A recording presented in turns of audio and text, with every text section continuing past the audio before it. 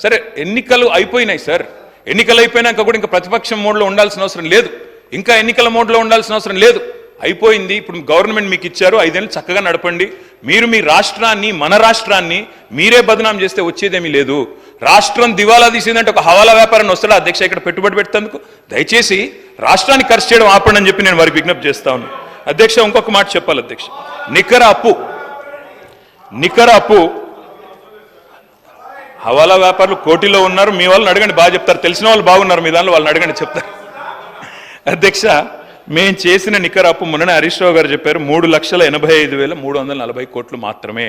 దయచేసి సభని ప్రజలని తప్పుదోవ పట్టించే ప్రయత్నం చేయకండి. ఇంకొక మాట కూడా నేను గౌరవనీయులైన ఆర్థిక మంత్రి గారికి విజ్ఞప్తి చేస్తా ఉన్నాను.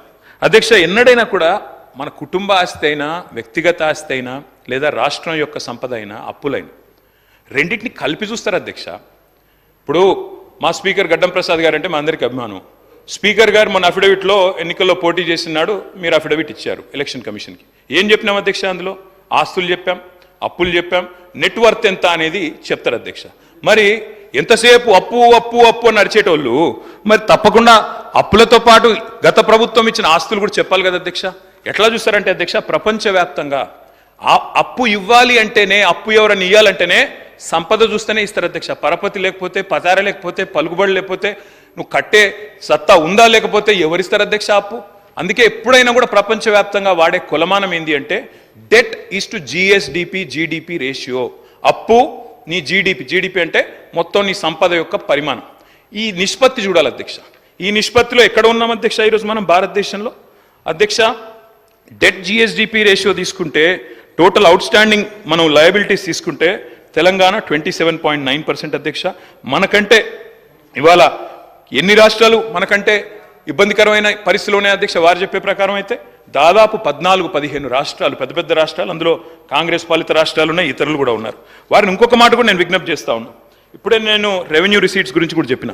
రెవెన్యూ రిసీట్స్ ఇస్టు మనం జిఎస్డిపి తీసుకున్న మంచి షేప్లో ఉన్నాము. దయచేసి రాష్ట్రాన్ని బదనాం చేయవద్దని చెప్పి వారికి నా విజ్ఞప్తి. అధ్యక్ష ఇంకొక మాట కూడా చెప్పాలి. 2014-15లో అధ్యక్ష ఆనాటి జీడిపి, ఆనాటి జిఎస్డిపిలో మన అప్పుల శాతం 14.4. ఈరోజు అధ్యక్ష 2023-24లో మన డెట్ జీడిపి రేషియో 27.8. ఆ రోజు 14.4, ఈరోజు 27.8. వారేమో అప్పులు పెరిగిపోయినాయి అంటున్నారు. మరి ఈ రేషియో ఏం చెప్తుంది అధ్యక్ష?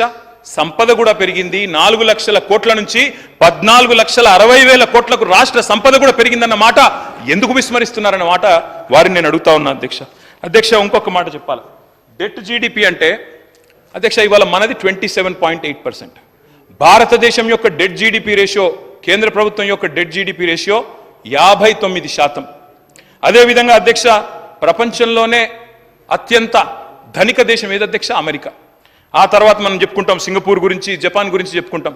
అమెరికా యొక్క డెట్ జీడిపి రేషియో అధ్యక్ష 129%. మనది 27, భారతదేశానికి 59, అమెరికాది 129, సింగపూర్ 168%, జపాన్ 264%. అంటే ఒక గ్రోయింగ్ ఎకానమీ, ఒక ఆస్పిరేషనల్ ఎకానమీ అప్పు తీసుకుంటే తప్పు కాదు అధ్యక్ష. నేను ఇంకొక మాట కూడా తమరికి విజ్ఞప్తి చేస్తాను అధ్యక్ష.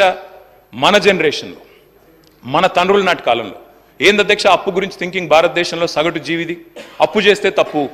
మనకు చిన్నప్పటి నుంచి సామెత చెప్తారు, అప్పు చేసి పప్పు కూడా తినద్దు అని చెప్తారు అధ్యక్ష. చిన్నప్పుడు ఏముండే అధ్యక్ష? మనం చిన్నగా ఉన్నప్పుడు మన తండ్రుల కాలంలో ఏనాడైనా ఎవరైనా ఒకటే కల ఉంటుండే, ఉద్యోగం చేస్తే నేను రిటైర్ అయ్యే నాటికి ఒక ఇల్లు కొనుక్కోవాలి, రిటైర్ అయ్యే నాటికి ఎన్ని కిరాయిన్లలో ఉన్నా రిటైర్ అయ్యేటప్పుడు మాత్రం సొంత ఇంట్లో బతకాలి, చచ్చిపోతే కూడా సొంత ఇంట్లోనే చచ్చిపోవాలి అని ఒక కోరిక చెప్తారు అధ్యక్ష. కారు కూడా కొనుక్కుంటే తిరగలేని పరిస్థితి, అప్పటిదాకా స్కూటర్ మీద తిరిగినా రిటైర్ అయినాక కార్లో తిరగాలి అనుకుంటారు అధ్యక్ష. కానీ ఇలా పరిస్థితి ఎట్లా మారింది అధ్యక్ష? మన తండ్రుల కాలంలోనేమో, మన ముందున్న జనరేషన్లోనేమో రిటైర్మెంట్ నాటికి ఇల్లు కొనుక్కునేటోళ్ళు. మరి ఈ రోజు ఏం జరుగుతుంది అధ్యక్ష?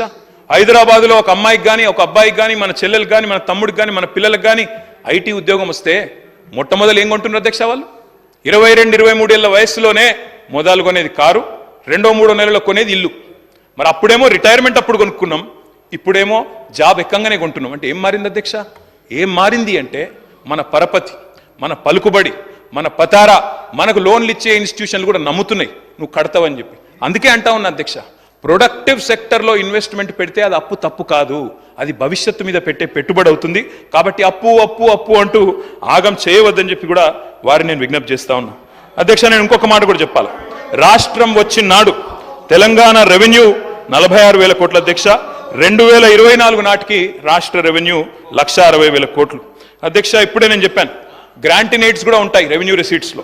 గ్రాంటినేట్స్ వారు మరి ఎక్కువ వేసుకొని రెవెన్యూ సర్ప్లస్ ఏమన్నా తప్పు చెప్పారా, అప్రోప్రియేషన్లో మీరు కరెక్ట్ చేసుకోవచ్చు, తప్పు చేసామని ఒప్పుకోవచ్చు, మాకు అభ్యంతరం లేదు. మేము కేంద్రం నుంచి ఎక్కువ వస్తాయి అనుకున్నాం గ్రాంట్స్, మరి ఇప్పుడు రావనుకుంటున్నాం, కాబట్టి సవరించుకుంటాం, అప్రోప్రియేషన్లో రీఅప్రోప్రియేట్ చేసుకుంటామంటే మాకు అభ్యంతరం లేదు అధ్యక్ష, మేము వారికి సహకరిస్తాం. అధ్యక్ష, ఇంకొక మాట కూడా వారికి చెప్పాలా. అధ్యక్ష, సొంత రాష్ట్రంలో సొంత ధనంతో సొంత కాళ్ళ మీద నిలబడే రాష్ట్రాన్ని మీకు అప్పచెప్పినాము. ఇప్పుడే నేను చెప్పాను, SOTRలో 84%తో అగ్రభాగాన రాష్ట్రం ఉన్నది. ఇంకొక మాట కూడా వారికి చెప్పాలి అధ్యక్ష. ఫిస్కల్ డెఫిసిట్ 2014లో ఫిస్కల్ డెఫిసిట్ ఏంది అధ్యక్ష? ఫిస్కల్ డెఫిసిట్ అంటే ద్రవ్య లోటు. ద్రవ్య లోటు అంటే మన ఆదాయం ఎంత, మన ఖర్చు ఎంత, దాని మధ్యన ఉన్న అంతరం ఎంత, అంటే మనం ఇంకెంత అప్పు తీసుకోవాలనేది చెప్పేది.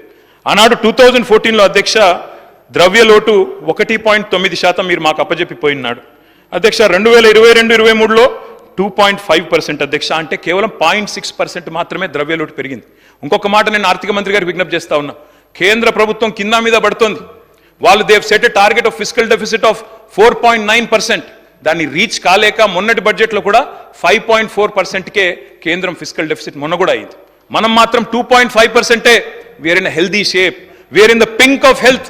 మీకు పింక్ కలర్ మీద కోపం ఉండొచ్చు, the state is in the pink of health. దయచేసి దాన్ని అభాస్పాలు చేయకండి, బదనాం చేయకండి. మా ఉత్తమన నవ్వుతున్నారు పింక్ ఆఫ్ హెల్త్ అంటే. We are in the pink of health sir, we should all compliment it. అధ్యక్ష, I would like to say one more thing sir.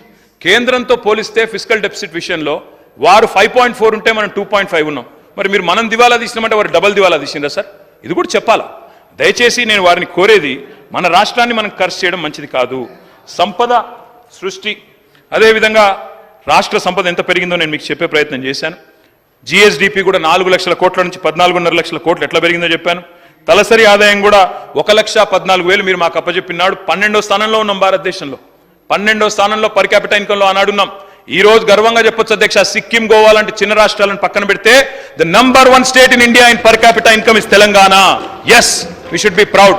అవును, ఉప ముఖ్యమంత్రి గారు ఒక మాట అన్నారు. రంగారెడ్డి జిల్లాలో 9,62,000, వికారాబాద్ 1,80,000 అన్నారు. కానీ let me remind honourable deputy chief minister sir, 33 జిల్లాలు ఉండే తెలంగాణలో గత సంవత్సరం 33 జిల్లాలు కూడా దేశ సగటు జాతీయ ఆదాయం కంటే, తలసరి ఆదాయం కంటే హయ్యర్ ఉన్నాము. మన ప్రతి వెనుకబడ్డ జిల్లా కూడా భారతదేశ సగటు కంటే ముందున్నది. ఆ వాస్తవాన్ని గుర్తించండి. అదే మీరు పక్కన ఇప్పుడున్న కర్ణాటకలో 7.5 సంవత్సరాలు మీ గవర్నమెంట్ ఉండే, పోయిన 10-12 ఏళ్లలో 7.5 ఏళ్లలో ఇవాళకి కూడా కర్ణాటకలో 10 జిల్లాలు ఇంకా కూడా తలసరి ఆదాయంలో దేశ సగటు కంటే వెనుకబడి ఉన్నాయి. ఇది కూడా కావాలంటే లెక్కలు నేను మీకు ఇస్తాను, చూసుకోవాలని చెప్పి నేను కోరుతా ఉన్నా. అధ్యక్ష, 40-50 ఏళ్లుగా స్థిరపడి ఉన్న రాష్ట్రాలు మహారాష్ట్ర, కర్ణాటక, తమిళనాడు, అలాంటి రాష్ట్రాల సరసన గుజరాత్, ఇవాళ తెలంగాణ ఉండడం మనకు గర్వకారణం కాదా? వాటిని తలదన్ని మన తలసరి ఆదాయం పైకి పోవడం మనకు గర్వకారణం కాదా? మన మిత్రులు అక్బరుద్దీన్ గారు అడిగారు, మీరు ఎవ్రీ ఇయర్ ఇక్కడే ఉన్నారు 10 ఏళ్ళు, ఇక్కడ నుంచే విన్నారు మీరు, ప్రతి సంవత్సరం బడ్జెట్ చూశారు. GSDP ఎట్లా పెరిగిందో చెప్పాం, పర్ క్యాపిటల్ ఎట్లా పెరిగిందో చెప్పాం, రెవెన్యూ రిసీట్స్ ఎట్లా పెరిగిందో చెప్పాం, అన్ని మీరు విన్నారు. శ్రీధర్ బాబు గారు, మీరు అన్ని విన్న తర్వాత ఇవాళ ఇట్లా అయింది అట్లా అయింది అని మాట్లాడితే ఇది కరెక్ట్ కాదు అధ్యక్ష.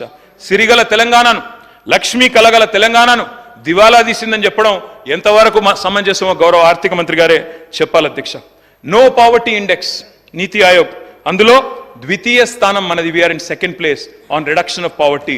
Is this not right? Let the honourable deputy chief minister respond. అధ్యక్ష,